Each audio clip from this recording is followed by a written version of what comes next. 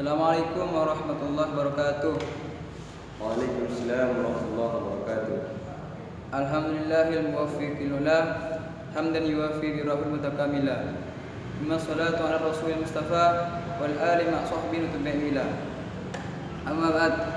Yang saya hormati seluruh jajaran dosen Institut Dirasat Islamiyah Alamin Ridwan, yang kami tidak bisa menyebutkan satu persatu namanya, namun tidak bisa mengurangi rasa hormat kami dan ta'zim kami kepada beliau.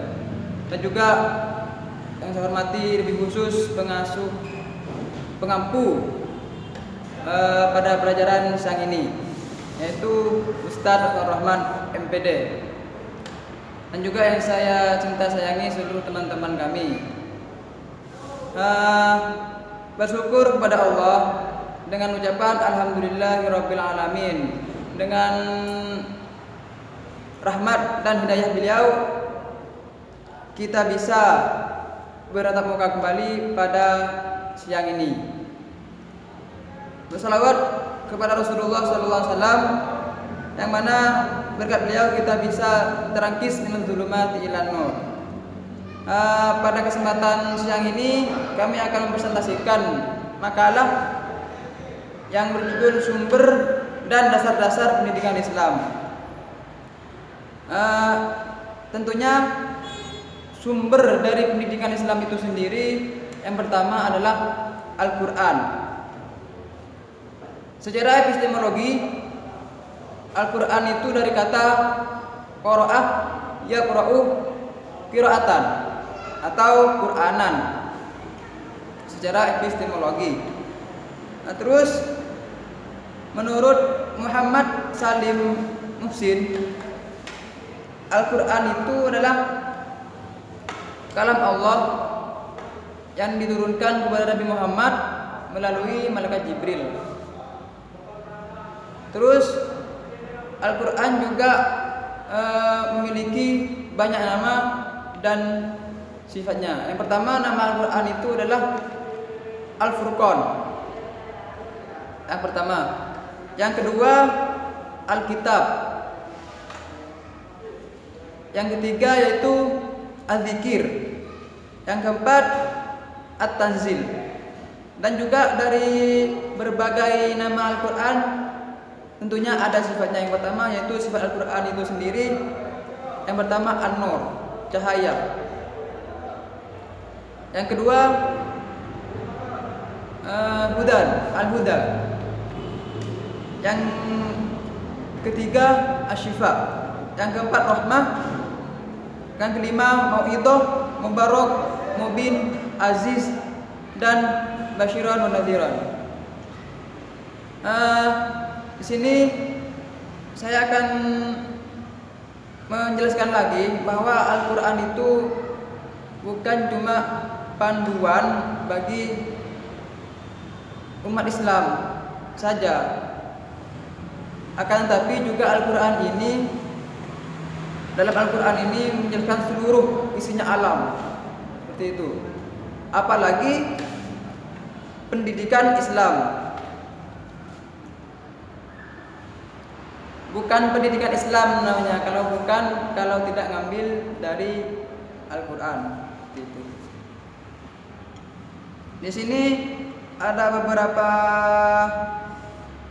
runtutan, yaitu dari masing-masing Al-Quran itu. Yang pertama, jumlah surah Al-Quran itu dalam Al-Quran yaitu 114 dan 6.236 ayat dan 74.437 kalimat dan 3.545 huruf. Dan proporsi masing-masing ini ada fasenya, dan juga ada Makkiyah, ada Madaniyah. Dari sekian banyak itu ada 5 isi dari dalam Al-Quran. Yang pertama, dalam Al-Quran itu tentang tauhid, tentang kepercayaan kepada Allah Subhanahu wa taala. Yang kedua, masalah ibadah. Yang ketiga, masalah ancaman dan janji. Yang keempat, ancaman kebahagiaan. Yang tadi itu ancaman bagi yang durhaka kepada Allah. Yang kelima itu berisi tentang cerita atau risalah, seperti itu. Nah, itu yang pertama, sumber pendidikan Islam itu Al-Quran. Yang kedua, sumber dari pendidikan Islam itu As-Sunnah. Yang mana As-Sunnah ini, kenapa menjadi As-Sunnah sumber kedua dari pendidikan Islam? Yang pertama, semua yang menjadi sunnah adalah personifikasi dari sifat Rasulullah. Maka kita sebagai umat Nabi Muhammad khususnya wajib Nabi Muhammad itu sebagai contoh, karena dalam Al-Quran dijelaskan dalam surah saya lupa. Tapi jadi gini ayatnya. Bismillahirrahmanirrahim.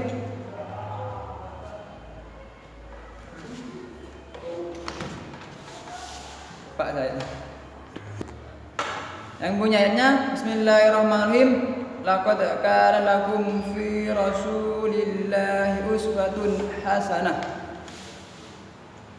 Maka Nabi Muhammad itu adalah contoh terbaik dalam umat Islam. Maka patut dicontoh gitu. Sumber pendidikan Islam itu yang ketiga, ijtihad. Maka ijtihad itu